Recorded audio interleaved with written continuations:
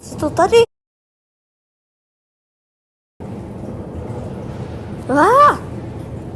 Jak to, že jsem se ocitl tady? Kde to prosím jsem? Co to tady dělám? Proč jsem se tady... No tak nic, no tak... Já nevím, co se tady to děje. Proč jsem se sem dostal do tohoto? Já vůbec nejsem řidič žádného vlaku. Ježiš, tamhle jede další. No tak... nevím, co udělat. Co dělám, proč jedu? Stoj. The next Ježiš, stop is proč jsem se tady teleportoval? Ježiš, někdo mi poslal zprávu, že tady jsem inspektor lístků, tak já jdu asi čekovat nějaký lístky. Dobrý den, můžu váš lístek? Já jsem si roz svůj lístek, mňam. Ach, tak to asi nepomůže.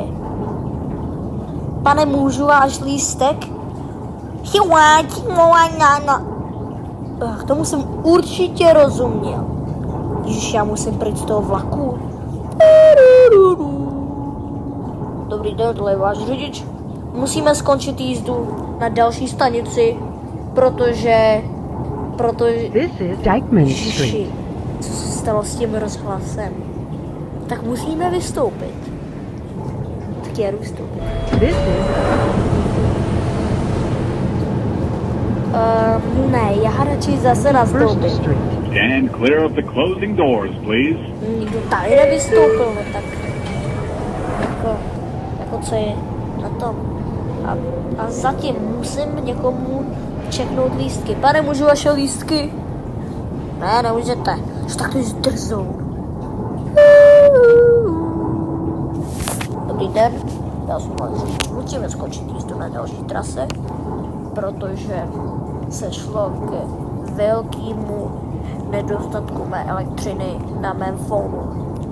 Všichni můžete odejít, kromě inspektora lístků. A si dělá srandu. No víš co? Já odejdu. Já prostě odejdu. This is 191st Street. Konečně poslední zastávka. A vůbec to... No, já odejdu. This is Hele, někdo mi volá. CEO 54. Tak to je neznámé. Radši to zvednu.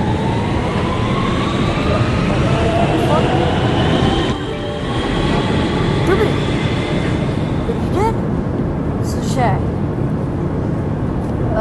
Já jsem... Kdo jste? Já jsem CEO 54. Okamžitě se vrať na vlak. Ne, vy jste řidič toho vlaku. Ne, nejsem. Je to nejedno, kdo jsem. Nastup si na vlak. Ne, já nikam nejdu. Co jsi to udělal? Víš to, CEO 54? Já vůbec nevím, kde to jsem. Kde to sakra jsem. Kdo mě sem dal, nebo kde to jsem, protože tyhle ty zastávky jsou úplně neznámý, chápeš to? Vidíš? Já jsem se normálně tady zrodil úplně v Česku. A teď jsme tady někde v Americe, nebo... Víš co? Já z toho vlaku nenastoupím. Fakt, jak jsi to zjistil? Dal jsem tě do simulace. Počkej, cože? Já jsem v simulaci? Možná ne. No, tak za třeba měsíc si dám další simulace.